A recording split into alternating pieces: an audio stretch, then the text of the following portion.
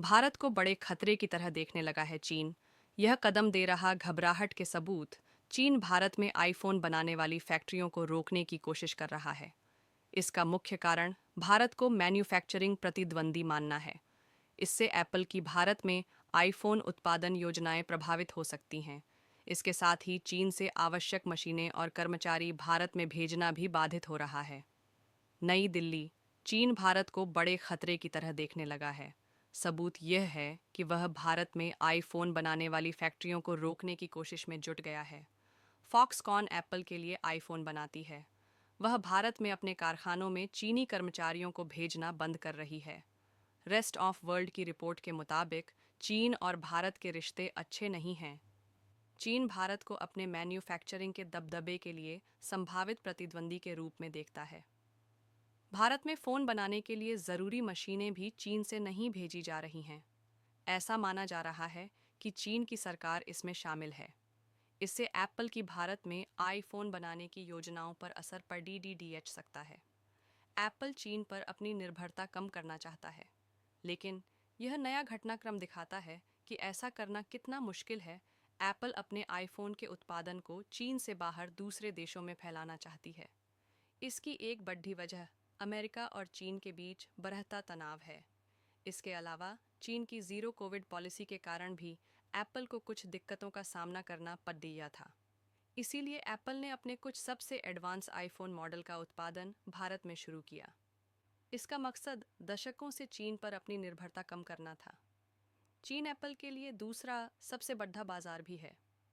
भारत में बढ़ी कर्मचारियों की संख्या। फॉक्सकॉन ने 2019 में तमिलनाडु के अपने प्लांट में आईफोन बनाना शुरू किया था। शुरुआत में यहाँ पुराने मॉडल बनाए जाते थे। 2022 में फॉक्सकॉन ने अपने भारतीय कारखानों और कर्मचारियों की संख्या बढ़ानी शुरू कर दी। एप्पल का लक्ष्य था कि भारत में भी नए मॉडल के आईफोन बनाए जा सकें। तमिलनाडु और कर्नाटक में फॉक्सकॉन के 2 प्लांट हैं, जहां हजारों काम करते हैं। हालांकि भारत में आईफोन का उत्पादन अभी भी चीनी कर्मचारियों, कुछ ताइवानी कर्मचारियों और चीन से आने वाली खास मशीनों पर निर्भर है। फॉक्सकॉन और उसके उपकरण सप्लायर्स ने उत्पादन और मशीनों की देखभाल के लिए सैकड़ों मैनेजर, इंजीनियर और तकनीशियन भारत भेजे हैं।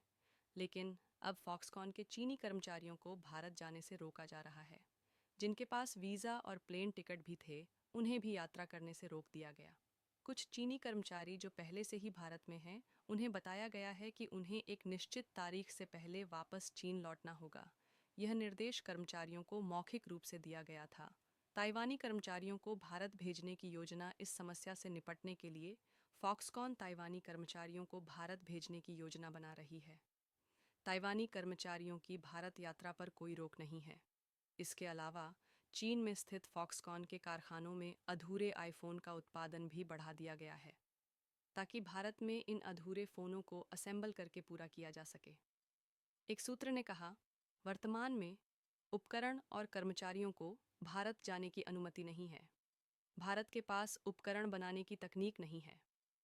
फॉक्सकॉन की भारत में शुरुआती चरण के आईफोन उत्पादन को ट्रांसफ़र करने की योजना काफ़ी हद तक सफल रही है। 2024 में तमिलनाडु प्लांट ने पहली बार नवीनतम आईफोन प्रो मॉडल को असेंबल किया। मार्च 2024 में समाप्त हुए वित्तीय वर्ष में एप्पल ने भारत में लगभग 14 अरब डॉलर मूल्य के आईफोन्स असेंबल किए। यह लगभग हर 7 में से 14 अरब डॉलर मूल्य के आईफोन्स असेंबल किए एक आईफोन के बराबर है। यह उत्पादन फॉक्सकॉन, पेगाट्रॉन और भारत के टाटा ग्रुप की ओर से संचालित प्लांट्स में किया गया। चीन पर निर्भरता घटा रही है कंपनियां। चीन और पश्चिमी देशों के बीच व्यापारिक तनाव बढ़ने के कारण कई वैश्विक कंपनियां जो लंबे समय से चीन पर निर्भर थीं, अब अपना उत्पादन दक्षिण एशिया या दक्षिण पूर्व एशिया के देशों में ट्रांसफ़र कर रही हैं। चीन की सख्त महामारी नियंत्रण नीतियों ने इस ट्रेंड को और तेज़ कर दिया है। चीन और भारत के बीच लंबे समय से तनावपूर्ण संबंध रहे हैं। सीमा विवाद और सैन्य गतिरोध इन तनावों के प्रमुख कारण हैं। दोनों देशों के बीच आर्थिक प्रतिद्वंद्विता भी है। कई कंपनियां अब भारत को चीन के विकल्प के रूप में देखती हैं।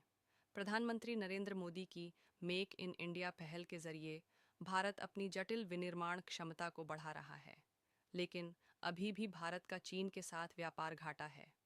प्रिंसटन यूनिवर्सिटी के एक शोधकर्ता काइल चान का मानना है कि चीन भारत में विनिर्माण के इस बदलाव से चिंतित हो सकता है।